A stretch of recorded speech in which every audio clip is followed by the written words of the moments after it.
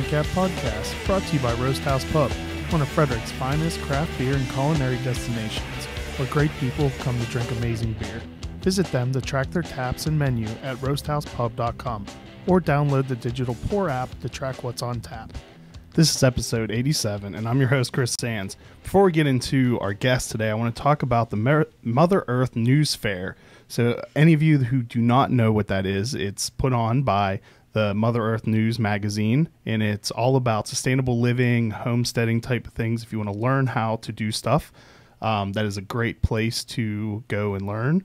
The Uncapped will have a building there where you'll be able to purchase beer from 5 different breweries: Antietam, Rockville, Old Mother, Monocacy, and Smoketown. There'll be 3 distillers there selling bottles: McClintock, 10th Ward, and Miscellaneous. And then 1 winery, Orchid Cellars Meadery and Winery.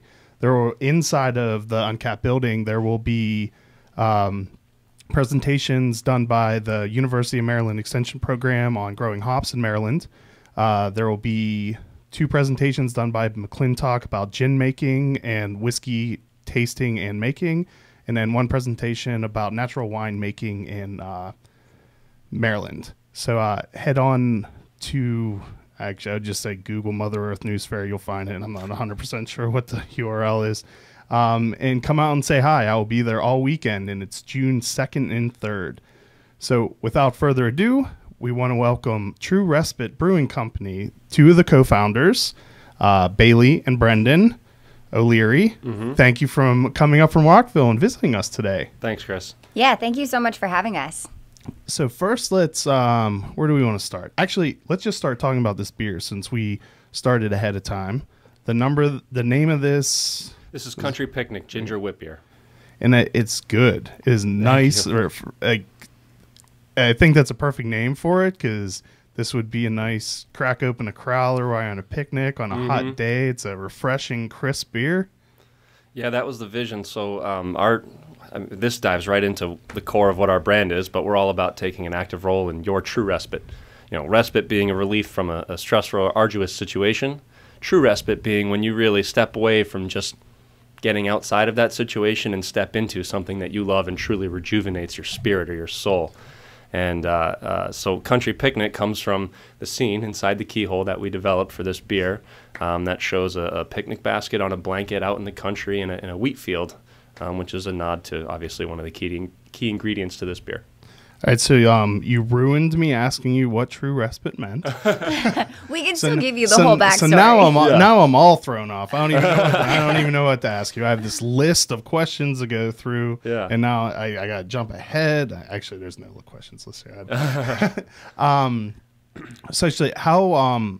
You 2 are married, obviously. Well, not obviously. I guess you could be brother and sister, but you're married. Oh, my gosh. There was actually one point where I had dyed my hair, and it turned out really not what I wanted. And it turned out kind of red or orange, really. And we'd go, every time we went in public, people would be like, "Are you guys brother and sister?" We were like, "No." That's no, an uncomfortable question to ask your wife. And yeah. So... True Respite is fairly new. Yes. You've only been open 6 weeks. I was going to say 3 months, so I'm giving you more credit than. Yeah. What were you 2 doing before you decided that opening a brewery is what you wanted to do? When we met, we were both engineers at Georgia Tech, or at least studying to become engineers, and I had taken a co-op just after I met her in Richmond. I didn't know a soul up there because, we're in school in Atlanta. Richmond is 8.5 hours north. And so I found myself with a little extra time, a little extra money, and I was bored. I didn't know anybody. So I was like, I need a hobby. I was living with a friend of mine, and he graciously let me start brewing on his electric stove. That is on-off heat control. I do not recommend it. And after a few boil-overs, I started to realize that perhaps I needed to upgrade my rig and get my act together. But I fell in love with brewing then, before I'd even graduated as just a student at Georgia Tech. So then, did you ever get a job in engineering, or did you? I did. Okay. Yep. So I was co-oping with Honeywell outside of Richmond. I got a full-time with them. I moved down to Shreveport, Louisiana at the same time that Bailey took a job in Houston. we were driving back to see each other every other weekend, 4.5 hours. Yeah, it wasn't terrible, but that drive wears on you when you're doing it every weekend. Yeah. And by the time like I would get to Houston, I'm just like, she's like, let's go out. And I'm like, let's go to bed. I know. So we didn't have a whole lot of a social life during that period of our life. But yeah, I was working in Houston, and you never stopped talking about opening a brewery. Yeah. It never stopped. I didn't exactly love my chemical engineering course load at Georgia Tech. It was brutally tough. I kept not passing kinetics and reactor design and mass transfer. So I stuck with it because I was like, one day when I get this degree, I will use it. Apply this. Yes. I know that I can take this homebrewing hobby and turn it into a professional gig. So Bailey, was this just your way of getting him to shut up about opening one? Not exactly. So my goal for myself was always to go into academia. I love learning. I love research. I love studying. I love school. And I would have stayed in school forever, but that wasn't really an option. So I worked for a while. I am an environmental engineer. So I went into that because I wanted to protect the environment. And working as an environmental engineer, you're limited in really what you can do. And I feel like owning a business now, I actually have more ability to make sustainable choices and do things that are going to benefit the environment. But I digress a little bit there. So I worked as an environmental engineer for a while. I knew it wasn't exactly what I wanted to do. I wanted to go back to school. But kind of as the years went by, Brendan and I homebrewed. I homebrewed with him. I learned the process. I started to understand it. He never stopped talking about opening a brewery. It just never stopped. And then we moved to Denver and just fell in love with the brewing culture out there. It's amazing. It's infectious. And we sat down one day and wrote out kind of what our strengths were, what our weaknesses were, and what we wanted out of our careers. Let me stop you there and say this is because we had to find a way to quantify our feelings, being both engineers. So we needed a matrix of score numbers and everything so we could quantify whether or not this was a good decision. We did. So we did this separately of each other and then came back with our evaluations, and we looked at them together, and I took a step back and I said, okay, looking at this, academia is not where I should be going. That's not my career path. We should be opening a brewery. Now, is there any way that you were going to allow yourself to put on paper that you shouldn't? Like, were you fudging? Yeah, were you fudging numbers to make might sure? Have been, but I wasn't. I didn't have to fudge anything. I was born for this. You just know sometimes when you find your thing, and this was my thing. Yeah, and at that point, this was 2014, early 2014, and at that point, it was like, there's no other option. We have to do it. We have to go for it. We have to put our whole heart into it. It's got to happen. So we decided then, and then like 3 months later, found out I was pregnant with our son, which was a little bit of a surprise.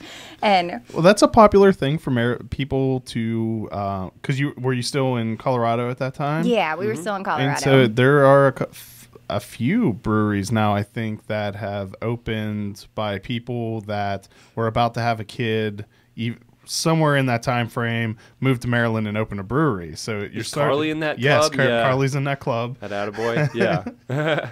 It's nice to be in the club. It's a good club to be in. Yeah. So we decided we never wanted our kids to be the reason we didn't follow our dreams, and we wanted to give them something to learn from. Our whole vision was to welcome them into our world and set a path, like show them, like, if you want something, go get it. And we didn't really want, being parents to get in the way of us pursuing our own goals as well. So what brought, if I remember correctly, you have family in Maryland, right? In Northern Virginia, okay, Loudoun County, yeah. So when we found out we were having Aiden, we had already been talking about, hey, when we have kids and start a family, we want to be closer to grandparents, whether that's in Atlanta near her parents or Northern Virginia or DC near my parents. And so then it was like, okay, well, we also want to be in a place where opening a brewery makes good business sense. And at the time, Georgia's beer laws were atrocious, and Maryland was moving in the right direction. 2014 is when the self-distribution laws passed. And we were like, okay, that makes sense. That opened our eyes pretty wide, and our vision. We found out Montgomery County created the Class D beer and wine license, which allowed self-distribution and kind of allowed breweries to bypass the DLC and sell their own product. So when we saw that open up, and Montgomery County is an amazing place to live, so we thought quality of life would be great for our family, and good schools, close enough to my parents where we can visit them, but they won't surprise us when they visit. It was kind of in that sweet spot where needs a brewery, changing laws, close to my family.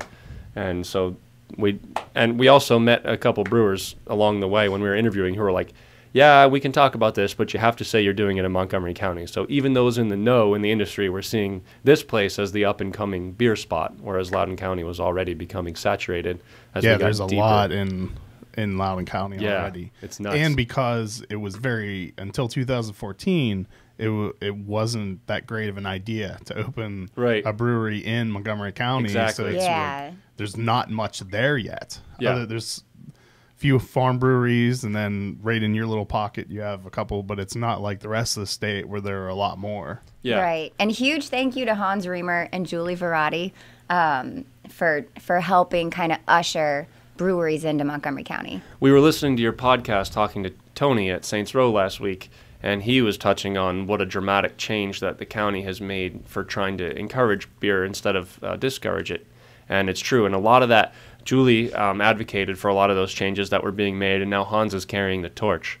And we named a beer after Hans called Dreamer that we released a couple weeks ago, and he's having a fundraiser at Falls Road Golf Course. And we dropped a keg off there this afternoon for him to be able to drink his namesake beer at his fundraiser. Because, we have to say thank you and support the people who are supporting us. Now, had you ever considered Frederick when you were looking? Because it is the East Coast craft beer capital of the world. Right. No, to be honest with you. You're missing out. A little further away from family. Honestly, we had an hour radius for how far we wanted to be from family. We were quite literally mapping out cities on Google Maps, and if it crossed that hour threshold, we were like, too far. And and this, in the spirit of it, this is such a great beer place already that we were looking for somewhere that was a little less developed already. Yeah. So Montgomery County fit that bill, whereas obviously Frederick up here, it's booming. Yeah, but there's something to be said for a place like Frederick or where we were in Denver, where there are so many breweries, but you have the culture to support it. Mm-hmm. And it's so ingrained in the culture, which it's amazing to see. And I don't know, in Denver, it didn't matter what day of the week you went to a brewery, they were always packed. And most breweries were open Monday and Tuesday and always packed. I've made a point to talk about that at most places I visited where we got some public view, because pub culture out there is insane. You stop by on the way home from work and you fill up a growler to drink with dinner. And it's just what everyone does. You say hey to your neighbors. Everyone's got a home brewery, a home pub. And we really want to see that grow out here where in the short amount of time that was legal in Maryland at all, it has grown rapidly. Yes. Yeah. It's only been a short time that legally. Yeah. And we want to see more. We brought some of that Denver model out here because we saw it be successful. We love what it does for the people in a given community. Yeah, it's all about the community. I mean, that's ultimately why we're doing this. We want to see the community grow. We want to give people a place where they can hang out and relax, and it's all about the local community. That was the drive to do this in the first place. It's personally satisfying to see everybody else happy. Yeah, it makes you feel good about yourself. It does. You're providing enjoyment and pleasure to everyone that comes through your door, and then even after they go home. Respite. Yeah. The world outside the pub is madness. But when you come into the tap room and you grab your beer, you have friends, you have family, that's a place where just for a little while, you can just be and do. You don't have to feel everything, all the stress and all the anxiety that happens outside those walls. I was just going to add that as engineers, we worked on such a little piece of a larger picture, and we never got to see the final results of what our work did. But owning a business, we get to see that. When we look around the tap room and we see people smiling, that's why we're doing it. That's what we're here for. Yeah, and even if because I worked as an electronic engineer for a while before I started at the newspaper, even if you end up getting to that point. It's so far away.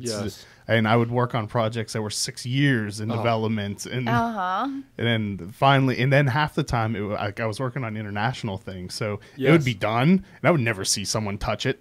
Right, and you don't even know if it was built or if it happened. You're like, I was building the potable water system for a facility that was being built up in Canada, and they kept moving the location of the fire station and the hockey rink. So I had to redo the water pipe sizing calculations and the hydraulic model for that one damn water system.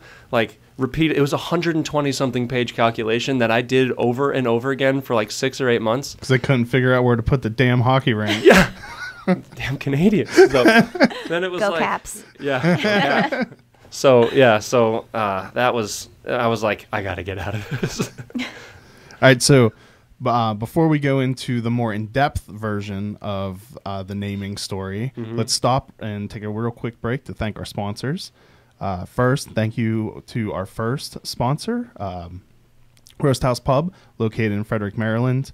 Coming up soon will be the Monument City Beer Dinner on May 3rd. That's a 5-course beer dinner, each course paired... it's May 3rd. May 3rd is already coming. 30th. May 30th. Thank you. Sorry, May 30th.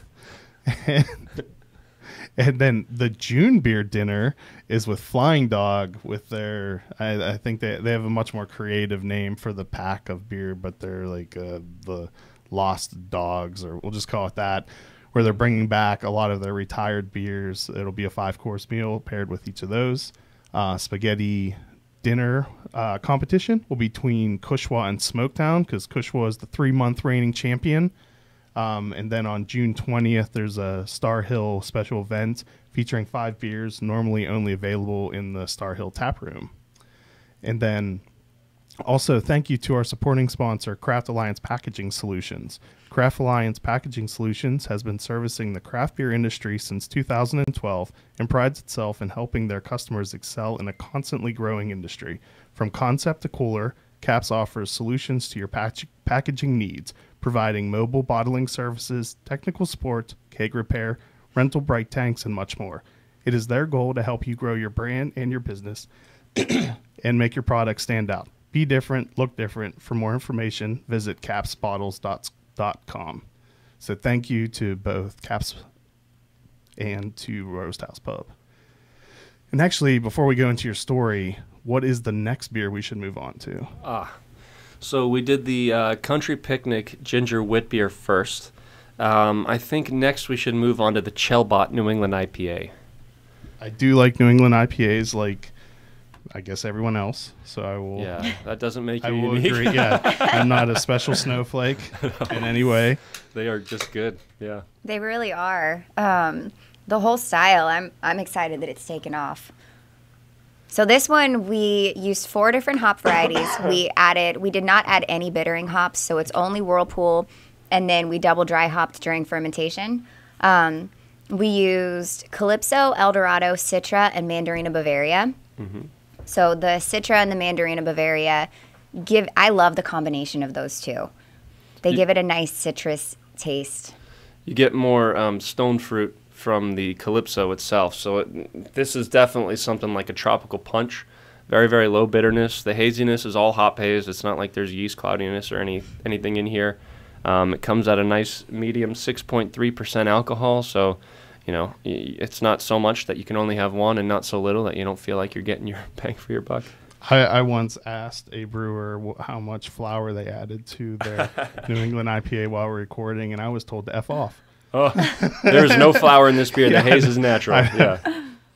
I find it amazing. I have no idea who the accusations of doing that are. You just hear that some breweries do that. Yep. I hope there are none in Maryland doing that, because it's just a shady thing to do. Yeah, well. Flour is made from grains. Flour, is it made from wheat? You don't have to defend them. This is really good. I like this. Thank you. Yeah, this might be our best reviewed beer on Untapped, for whatever that means, because Untapped is a chaotic world of misdirection and I don't know what else. I never know what to glean from an Untapped review. Like, I hate IPAs. 2 stars. The Yeah, problem is that that is you have to like do full on research to find out if someone if their opinion counts. Right.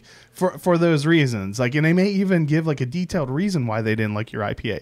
And then you go back and you look through and they've hated every single IPA they've ever tasted. So Yes.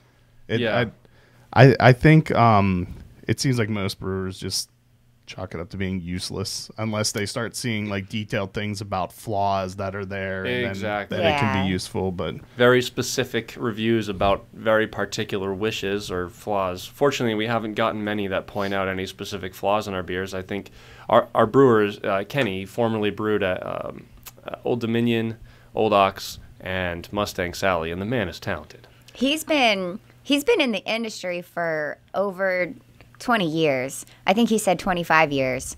So he knows what he's doing. He's been around a long time, and we are so lucky to have Kenny on our team. He is awesome. Not to say that we're not human, like we make mistakes Yeah. and whatnot, but generally speaking, I mean, he puts out a tremendously high quality product. His quality control is the most important thing that he focuses on, and I'm obviously very biased, but I think that shines through in our beers. That's one thing. it's very clean. Yeah. Especially like a lot of breweries as new as you are, sometimes the beer can have a homebrew taste to it. Like it's a little dirty, or it just doesn't taste quite up, but like this is very clean. Good. You wouldn't taste this and be like, they're a new brewery. We'll give them some time before we judge them. Like I appreciate that. Yeah, Thank you. thank you. That's what I mean. Obviously, the product that we make is one of the most important things we do. So a compliment is always well received. Thank you. Yeah, thank you. Welcome. And Kenny worked. Just gonna throw it in about Kenny. He left the industry for a little while after Old Dominion was bought by Anheuser, and worked as a quality manager for Nestle. And so he has a lot of quality is super important to him. Yeah, he actually worked in the milk line, so like making ice cream and such. And there is even less margin for error in. the sanitation for it's that area nuts. must be insane, even Yes. by beer standards. Yes, and so he brings that mentality to beer production, and that's why I think he does such a nice job, because he learned through an even stricter environment about sanitation quality control. Are you brewing also, or is he doing all of the brewing? He is the mastermind. I'm but a mild-mannered assistant. So he's in France right now. I'm doing some of our cellaring. For the New Englands, I designed the original recipe for our Wacky Jacky, and this is an iteration on that Kenny then got his hands on. So like, I have had a small hand, but I take like 8% of the credit. Yeah. All right, so let's get the full story of where you've decided, okay, we did our Venn diagrams and our charts and our calculations. We should open a brewery. Mm-hmm. How did you decide what to name it? Go ahead. Okay, I'll try to, and you can jump in too. So we wanted to open in Leesburg, Virginia, and we were going to be Rebellion Brewing Company. And somehow there, at least at that time, was not a Rebellion Brewing Company. If there is now, I'm sorry for them. So we were going to be Rebellion Brewing Company. So we were looking through the trademark database, and we noticed Bear Republic in California had a trademark pending for the word rebellion in the class of beer. And so we reached out to them and said, you have one beer called Rebellion. I think it was a smash beer, single malt, single hop, that they brewed sometimes. It was like an experimental smash beer to showcase new hops and malts. Yeah, so they had this one beer. So we reached out to them and said, hey, you guys are on the other side of the country. You have one beer. What do you think about us naming our brewery Rebellion? And they said, maybe you've heard of Rebel IPA. And we were like, yes, we've heard of that. So they elaborated and let us know that they were in a pretty large lawsuit with Sam Adams, which was why the trademark was pending. And this was at the time when Disney had just bought Star Wars. So rebellion is a pretty big theme in Star Wars. And so Disney was trying to tag on to Bear Republic's trademark for rebellion. So you don't want to go against Disney money. No. So it's Nor Disney. Boston Beer Co. money. Yeah. Right. So we didn't want to step into that. And the guy at Bear Republic was like, look, you're welcome to name your brewery this, but just let me know so I can call my lawyer and let him know. Yeah. And we were like, no. We don't want a part of that We're mess. not. You We're guys not keep going it. there. That's fine. You can have it. Yeah. Thanks anyway, though. Right. So then we're like going through the trademark database, like, what are we going to name our brewery? What can we name our brewery that is not anywhere in the trademark database? So Brennan, being the linguist that he is, comes up with odium. Odium means hatred for something. Not necessarily hatred, extreme distaste or like bitterness towards. I was spiteful. I was an angry man who was spiteful towards the big money that stopped us from having the brand we wanted. So we were going to be Odium Brewing Company. And I never fully signed on with this one. I didn't like the idea that it was a hatred. But at the same time, we were like, we can't come up with another name. So we're just mad. We're mad about all of this. And That could have been your tagline too. We're just mad. We're just mad. Hey, rebellion was like a spiteful, uprising, and that's in the spirit of the craft industry, or at least what has been the spirit of the craft industry. And so we were like, odium, yeah, that's a unique word that nobody else is using, and we can explain to everyone what it means. yeah, and then we were like, we've got this story and we're going to share it. And Bailey was like, wait, we need to quantify this. So let's get a survey together, and we're going to put a survey out, and we're going to find out how favorable or not favorable this brand is with people who know us and know what our vision is. So we sent out a survey monkey to our friends and family, and the results were very one-sided. Nobody liked the name. Do it. Yeah.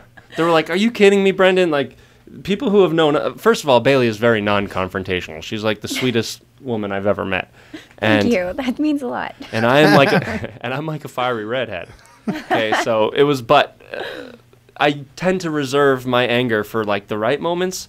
And my friends and cousins and everybody who did this and her friends were like, no, this doesn't suit you guys at all. Like, They kept asking us, like, does your beer smell bad? Like, Yeah. all I can think of is odious.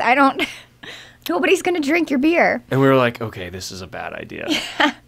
Yeah. So, but the one comment that really struck us was from your cousin, I think it was Matt, who wrote to Brendan and wrote a message and said, Brendan, you are the most chill, down-to-earth person that I know. What are you doing? And so we really took that to heart and took a Get step it together, back. Brandon. He's like, come on, man. It was like we had to take a step back and go, what are we trying to do? What are we trying to create? Why are we doing this? And we realized what we're trying to do is create a place where people can escape the stressors of daily life and come and enjoy a community and just get away from the daily grind. When Bear Republic or Sam Adams or Disney threaten you with big money, you need a place to go and relax and forget about that and not just live in that spite. So we tried to, knowing what we wanted to do, we tried to come up with a name that was going to fit what we were trying to create. So Brendan, again, since he is big with language and has a vocabulary unlike anybody I know, You and Graham would get along great. Oh, he came to me and said, what about the word respite? And I'd never heard the word before, so I had to look it up. But looking the definition of respite up, it means a break from an arduous task or a brief rest from something strenuous. And I loved that, but it wasn't quite enough. So Brendan and I talked about it, and we decided to add the word true to it to imply wholeness and authenticity and make it about capturing your respite, doing something, actively taking a break. we should probably add a little something here. So it wasn't just the two of us who developed this together. There's a man named Evan Partridge who is now he was a cellar man. I think he graduated to like the test batch brewer or the new product development brewer at Firestone Walker. And for a little while, he's a classmate of ours at Georgia Tech. Go Jackets. Go Jackets. And so for a little while, we're trying to work together, and then things were just not going smoothly. Like, it was taking longer than we expected, and he didn't have a job yet. And so eventually he decided to go off, and he's like, I need to work for a while in the industry, figure out my own thing. He's become wildly successful at Firestone Walker. They just took home, I think, like 4 World Beer Cups. There's a picture of him holding the big plaque with Charlie Papazian up on the stage and everything. So, but he was at least there for these discussions and helped guide us through this too. So yeah, he was, and he was there through the odium error. Odium error, whatever. Era. It was both. So explain your logo. Okay, so the logo, if you can see, is a keyhole. Actually, let's do this. The logo is a keyhole. The keyhole represents a locked path to whatever it is your utopian vision is, whatever you view as nirvana or the good place. So for everybody that looks different. You know, Bailey likes to get out and hike and be active in nature and be, you know, climb a 14,000-foot mountain. And I'm like, I want to play PUBG with my friends on Xbox. So, like, climbing a mountain is exhausting, and maybe the climb up is nice because at the top you get a view, but then I have to climb back down, and there's nothing in that for me. You're much you know? more the, like, get up to the top and sit there and look and enjoy it, and then drive back down. Yeah. Like, drive up, drive down kind of guy. And for Bailey, she's like about the process of getting there. So we realized, like, okay, True Respite really doesn't look the same for any two people. The idea of the keyhole is this is the pathway to your True Respite, and the scene, what you see on the other side, that is different for every unique person. And so we've incorporated that into our brand, where each style that we're brewing repeatedly has a different scene through the keyhole. And in each scene, there is an implied activity, like a bicycle or a surfboard or something. And there's also a place that really is just meant to be enjoyed, whether that is, you know, a vineyard or a mountain home or something of the like, where you can choose to be active in that, or you can choose to just sit and take it in and enjoy it. I think you two need to really help Tony out. Why is that? I urged him last week that he just needs to make up a story for where Saints Row came from, because there's no story, just a name he came up with. So I told him to just retroactively make something up, and I think the two of you could really help with that. We'll sit down. We'll head over to Saints Row and have a beer. Yeah, help create his origin story. To be fair, Tony told me that Saints Row came from the fact that there were a whole bunch of saints he wanted to name his brewery after and couldn't pick one. So he lined up in a row and chose them all. He did not tell us that. That's the story he gave me. Yeah. That's what I heard. Maybe he's given up on that one. I don't know. I thought that was a pretty good story. Excuse me. I was like, okay, that makes sense. Sure. So what is the rest of the imagery around the keyhole on the crowler? So I'll let you hold that. Yeah, let me pull that up again here. So the rest of the imagery, these are the stressors that we try to get away from. If the idea is that through the keyhole, what's on the other side of this wall or this fence or this gateway is bliss, on our side are the stressors that we are trying to remove ourselves from actively. So we want you and ourselves to be the key. We have to unlock that pathway. And you have to get away from the daggers and the cannonballs and the meat cleavers and the boiling pots of scary-looking stuff. And the yellow jackets that our designer hid in there for us. We managed to toss a yellow jacket in there, too, because they have stingers and they hurt when they get you. Yeah. They're very, very dangerous. So I do not think we have had anyone else on that has as impressive and a well thought through story of where everything came from. Thank you. I love it. Thank you. We've said it a few times, but we're both engineers and everything is designed. It doesn't just happen. So, and we had a long time to work on this because this took a long time to get open. We took 4 years between agreeing we were doing this and opening the doors. So we had plenty of time to really drill into this. Well, I mean, by some standards, that's pretty quick. I mean, it's definitely did not feel quick. Yeah. No, it certainly didn't. I think a lot of the people who have come on, that's around from the I'm doing this to it happening. Mm-hmm. It's that seems about the average. I'm sure as an individual going through it is not feel average or normal or. At 30 years old, I had one kid. We moved in. I moved my wife and our one son in with my parents because I didn't have income anymore. And that's what we moved when we moved out to this area. We knew we were here to open a brewery, and so Brendan's parents let us move in with them for a little while we got our feet under us and got the brewery under construction. So the plan was always to move out of their house once we were under construction. That just took a lot longer than we thought it was going to. We lived there for 1.5 years, and in that time, Bailey your parents are probably ecstatic to see the brewery open. They're thrilled. And they honestly, if we were to have our Saints Row, the two of them would just be standing shoulder to shoulder. So they have been by far our biggest supporters. They've helped us. Do they have beers named after them yet? Not yet. We need to. They will, trust me. Yeah, we've still got a lot of people left to thank, but they're way up on the list. We built a plaque with everybody's name that we owed big thank yous to that we could never properly say thank you to. and they're on there. Our kids are on there. Yeah. Kenny's girlfriend, Kenny's kids. Yeah, Martine is Kenny's girlfriend, and she was so helpful, especially with painting. She can paint. The woman can paint. Amazing. Yes. It's always good to have an artist friend. Yeah. She's more like, the art is in how just like, I encourage anyone who comes into our tap room, check out how pristine those paint lines are on the walls. We did every single wall in that place ourselves. The ones that aren't so pristine, probably Aiden did. Aiden's our 3-year-old, and Nice. he had got a paintbrush a few times. Martine took control of that and trained up everyone who came in. Is like, okay, before you paint these walls, you need to know. And she You are like not messing this yeah, up. she lined us out. So. Yeah. And just one last thank you to Bill and Carol, Brennan's parents. I mean, we wouldn't be doing this if it wasn't for them. We moved into their house, and then 2 weeks later found out we were pregnant with our second child, too. So We brought a newborn home to their house and then lived there for 9 months afterwards. So they got to go through that whole newborn process with us. So They're your parents incredible. are saints. Oh, yeah. Yeah. Yeah, that was not an exaggeration. They will be canonized by the Catholic Church in this moment. And I love my parents, too. I think they've been so helpful, too. So Yeah. Oh, for sure. I'm not trying to single out my parents. We just lived with them for a year and a half, and her parents got to support us from Atlanta, much to their chagrin. I think they wanted us in their house. I know. They kept telling me, they were like, you're welcome to come move in with us. They're like, there aren't a million breweries down here. Like, you could do another one.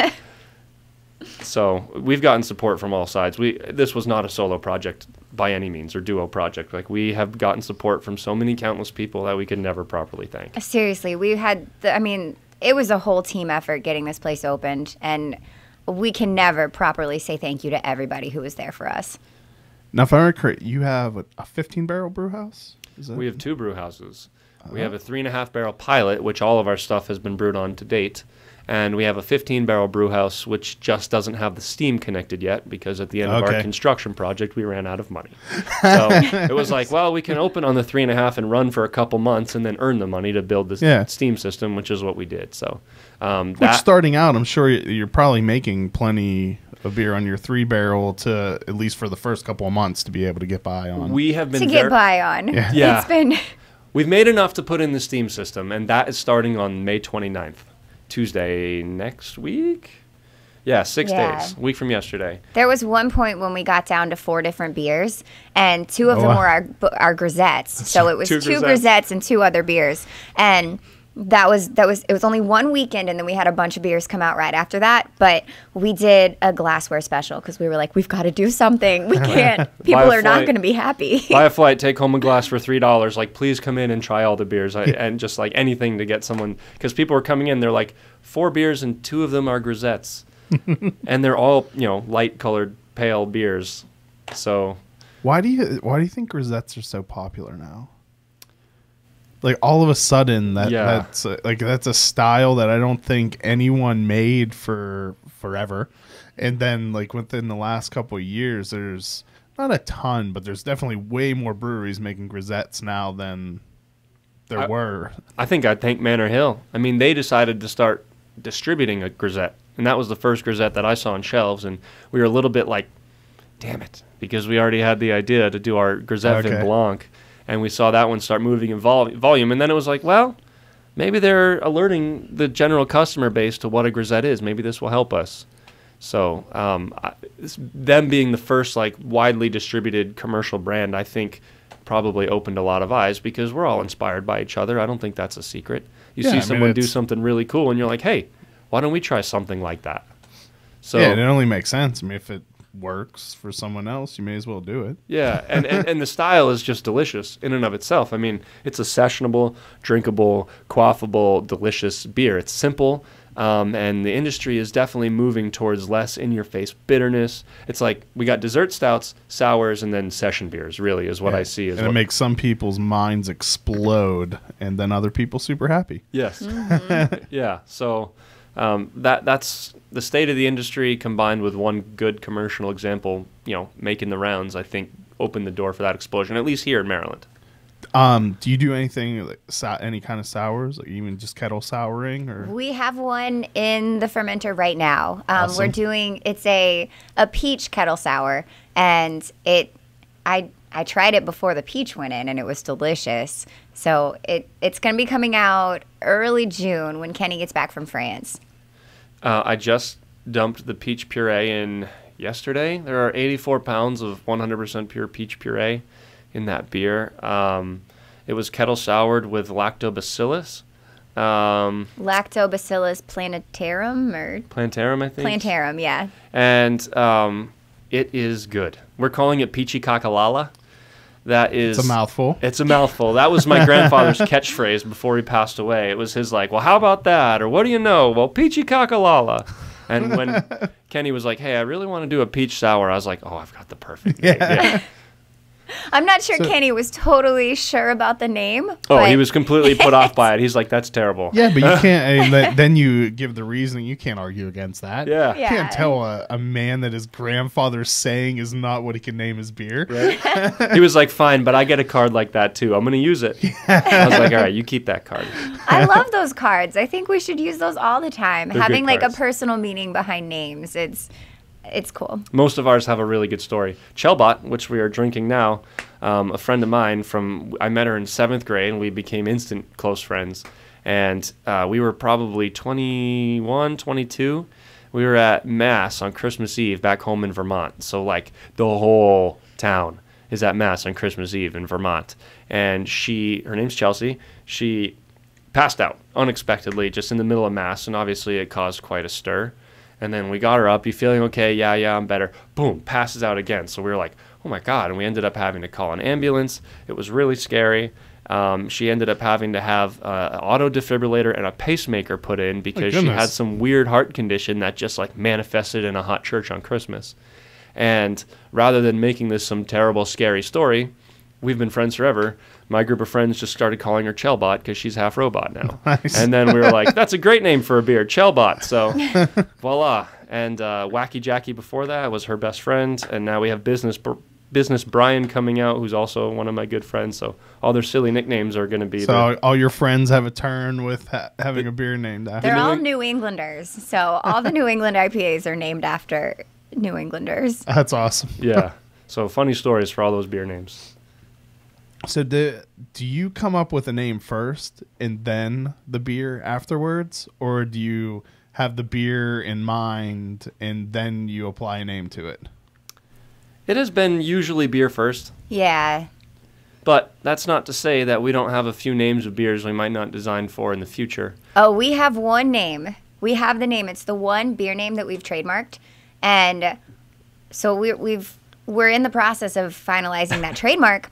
But we do not have a beer style for it because it's a good name, and we want to make sure we get the recipe right. So one day we'll release that beer. We used to give my dad like nice clothing for Father's Day, and it would sit in his closet with a tag on it for like years because it was too nice to wear. And that's how I think we feel the name about of this beer is too nice to use. We're like, oh my Yeah. God, like is this beer worthy of our beer name? Or Right, because once we release it, we want it to be the beer that we always, like, it's one of our staple beers. We want it to be like a your beer that comes flagship. back. We've already Yeah. trademarked it. Like we can't waste it on something nobody likes. Right, we paid for that. Yeah. So now we just haven't used it on anything yet. It's like the person holds on to the really special, expensive bottle of wine for a special occasion that never comes. Yeah. Yeah, we designed a keyhole scene for it and everything, and it's just, we haven't figured out what beer It's gonna our be flagship yet. keyhole scene. It's the one with the palm trees and the surfboard. Anyone who's surfed through our web content has seen it because it's everywhere. But, yeah. Beer coming soon, Someday. relatively. ETA unknown. Get to work, Kenny. Yeah. Make a good beer. A really special good beer. Really Yeah. special IPA. Yeah. It's an IPA. We can tell you that. Okay. So you had mentioned environmental friendliness, and is that a big concern for you guys, the like being a sustainable, environmentally friendly and business? It is, yeah. And as we grow and make more money, we'll be able to do more. I won't go too far down this rabbit hole, but I read a book in college called A Mid-Course Correction by Ray Anderson. And he's another Georgia Tech grad, and it was all about his carpet tile business and how he made a zero waste business. And I just fell in love with that idea. And I was like, one day I would love to be able to do something like that. So we may not be zero waste. I mean, maybe one day. That's a long-term goal. but it is something that's important to us. And one thing I'm really excited about, we last week had some people come by to talk about doing like a Rockville brew shed, to talk about the Rockville watershed and how clean water relates to beer and how we need clean water, and how people can get involved with helping keep our waters clean. And so we're going to host an event for that in November. So we're starting to plan that, and I'm excited. I'm excited to share information about the watershed and share information with people about how they can help protect our watershed. We have a million ideas and no money right now. So well, at least you're prepared for when you have money. Yeah. It's a continuous improvement process for us. So we'll always steadily be adding new initiatives, new thoughts, new design implementations until eventually we get to a place that we're satisfied with how we treat the environment and how our business fits into that larger puzzle. Yeah, I have big dreams. We're not there yet, but someday. It's good to have a goal to reach for. Yeah, it's something that we're consciously thinking about when we make decisions, and we want to be able to help protect the environment. When we get that production system online in a couple weeks, we have a cold liquor tank for recovering energy and water during our work chilling process, which is nice. And we're giving all of our spent grain to Groff's Content Farm down the road. They feed lambs, ewes, turkeys, chickens, hogs. And so we have some stuff in place. Like Bailey said, we're about to do a watershed event to talk about water quality. I mean, we're doing what we can now, but we want to improve continuously until we get to a place we're satisfied. So in a few minutes, Graham's going to shut off all the equipment on us because he has to leave. Okay. So let's run through a few things real quick. One, what's your favorite Maryland beer that you do not make? Mod by Waradaka, the Belgian double. That? I've had that. That's good. It's good. I love Runaway IPA though. That's the orange beer from the when they bring up the oranges from Florida from them. Yes. But you were the first person that didn't even have to think about the answer to that question. So you definitely like that. Yes, I like that beer. I've got one. Galaxy Queen by Molly's. Oh, that one's so that good. Is too. really good. I love that beer. That's a good beer. Yes. And have you received a review yet that you looked at and you were just like, come on? Oh, yes. What was it? Go ahead. This is all you. Oh no, I'm not. My skin is getting thicker, but I don't have very thick skin. And so when we get reviews, especially about things that we've done or about our service, the first bad review we got. Was it about being charged for serving wine? Yes. You saw that? Yeah. Oh my gosh, I shouldn't. It was, it was really bad. I felt so bad. We accidentally put a wine on somebody's tab, and Bailey was trying to figure out how it got there. Unforgivable. Yeah. And so I never questioned that they didn't buy the wine. Yeah. I made the mistake of asking our bartenders if they had sold wine to somebody else. It was one of our first nights being open, and I was trying to figure out like how this happened. Where the process fell apart. Right, and what we can do to prevent it from happening again. I learned never talk, never ask, never try to figure out root cause with the customer still there. That was a huge mistake. Get the customer out and then figure out the problem, and yeah. I would say that they were probably overreacting a little bit. I would say so, yes. I was heartbroken. 1 star, when I not read worth that. the bad service issues. We're like, oh, come on, just like you said. Yeah. All right, and so we have a new tradition around here where you get to do a shot of the hopped whiskey that I made with McClintock Distilling right down the road from us. Woo. This is a single malt whiskey with UK Goldings and Meridian hops, vapor infused. Interesting. You unfortunately get it's still good, but you get the white version. Okay. In 2 years, you can come back on and have the finished aged version. Fair enough. But for Looking now, forward to it. But for now, this is all I can offer. Okay. And before Graham turns everything off on us. Wait, I have one more thing to add Yes, if I can. yes, absolutely. Okay. I just accepted the role of treasurer for the PAC, for Beers Supporters of Maryland Brewing PAC. So for anyone listening, you're going to see more activity from us, and if we're going to keep up with the retailers and wholesalers on a legislative front, we're going to need some support. Yeah, that's something I always wondered. I've never really seen any kind of fundraising effort for those. It's brand new. Okay. And the people who have been There's running another it, pack though, correct? Or is that the first one that? This is the one that was spun off of, I think originally the people were members of BAM and talked about we should have a pack, and then now we have a pack. Okay. But they're not, it's separate from BAM, but still, like, I'm a member of BAM and I'm also a treasurer on the pack. Bill Skomsky is the president. He's also co-founder of Antietam. Yes. So there's a couple of us who are working on this together, and Bailey has offered to be on the committee. Emma Whelan from Astrolab is going to be doing some volunteering to help.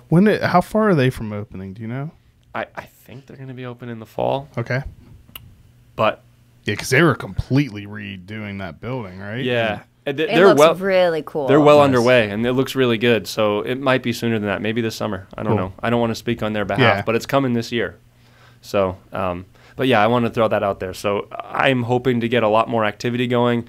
My name got tossed out on a poster at the Maryland Craft Beer Festival. I didn't even know it was going to be on there. Someone handed it to you, and they were like telling you about the event, and you were like, that's my name at the bottom of I was like, that's me. Am I supposed to know about this? And now you do. Now I do, yeah. Because I hadn't even gotten my names on the accounts yet. I had just accepted the role, and I haven't publicly announced that anywhere yet. So I just figured I'd get it out there. That Will you be sharing information about that on the True Respite Facebook page? Yes, and I'm also creating a social media presence for the pack itself. So I will be referring people there once I get that going. And we really, really need help because there's not that much money in that account right now. And And there's a lot in theirs. I have a very, very ethical quandary about the influence of money in politics to begin with. I don't particularly like it. The idea of a pack I'm not in favor of. But if these are the rules that we have to play by, then I will play by these rules and we will win. So that's my personal take on the matter, and so we're going to need help. And actually, we should also tell people, where can they find you? We own the True Respite handle on just about every social media outlet you can possibly think of. So just search for True Respite and people are guaranteed to land on you. TrueRespite.com, Facebook.com/TrueRespite, Twitter.com/TrueRespite, Instagram, Snapchat, Tumblr, even, you name it. We're True Respite. We got the handle. All right. So let's give one thanks again to our supporting sponsor, Caps. Be different, look different. For more information, visit capsbottles.com.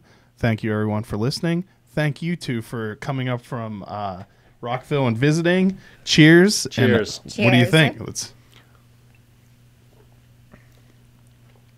Oh, it's not as harsh as I was expecting. It's good. I don't get the hops, to be honest. I get a whole lot of whiskey. It'll definitely tone down a Yeah. lot from aging, but this was proof down. But other than that, this is pretty close to what came right off the still. Very cool. It's good. It's really good. It's not bad. Yeah, thank you. You're welcome. Thank you for Thank sharing. you. Cheers.